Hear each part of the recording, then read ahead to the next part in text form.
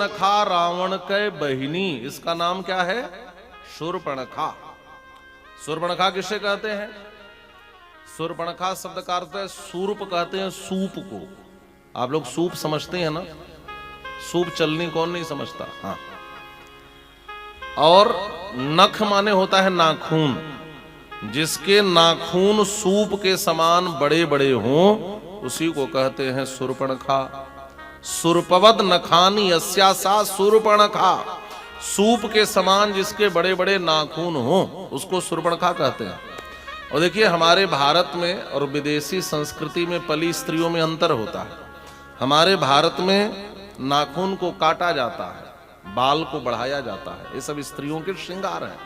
और विदेशों में बाल को काटा जाता है और नाखून को बढ़ाया जाता है। ये वहां की उल्टी संस्कृति है महाराज।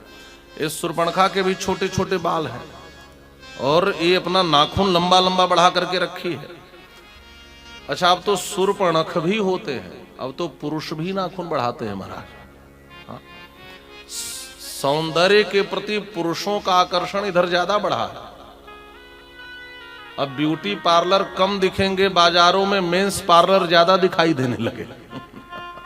हाँ महाराज, श्रृंगार और सौंदर्य के प्रति पुरुषों का आकर्षण बहुत ज्यादा बढ़ गया।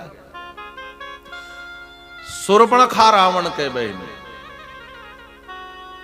अच्छा, मानसकार भी अद्भुत शब्द का प्रयोग करते हैं। मानस में स्त्रियों का परिचय पिता से ही होता है महाराज। जनक सुता जग जननी जानकी, जय जय गिरिवर राज किशोरी। यहां तक कि मंदोदरी का भी मैं तनया मंदोदरी नामा, कुसकेतु कन्या प्रथम जो, सबका परिचय पिता से, लेकिन इसका परिचय भाई से। क्यों? बेटी तो विश्रवा मुनि की है, लेकिन एक भी गुण उस महात्मा के नहीं है। इसमें सारे दुर्गुण अपने भाई वाले हैं, इसलिए इसका परिचय पिता से नहीं दिया, इसका परिचय भाई से दिया है। शूर्पणखा रावण के बहिनी और दुष्ट हृदय दारुण जस अहिनी। अहिनी माने सर्पिणी, जितनी दारुण हृदय वाली होती है वैसे ही ये शूर्पणखा भी है महाराज। अरे, हमारे राम जी के पास आ गई सुंदरी बन करके। देखिए, महर्षि वाल्मीकि बड़े भावुक कवि हैं, इसको देख करके ही नाक मुंह सिकोड़ने लगे। क्यों?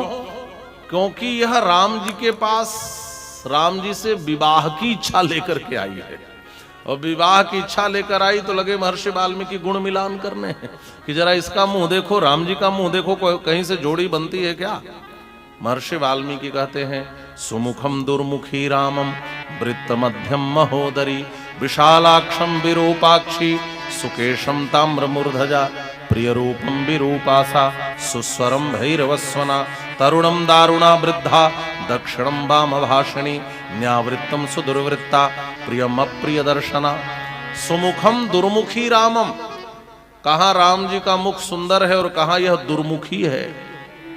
वृत्त मध्यम में महोदरी, कहां राम जी की कमर पतली है और कहां ये नगाड़े की तरह पेट बढ़ा करके आई है। महोदरी, इसका पेट बढ़ा हुआ है। विशालाक्षम विरूपाक्षी, और कहां राम जी के नेत्र बढ़िया बड़े बड़े हैं, सुंदर हैं, और ये विरूपाक्षी है। अब आप समझ गए होंगे, अर्थ करने की जरूरत नहीं है।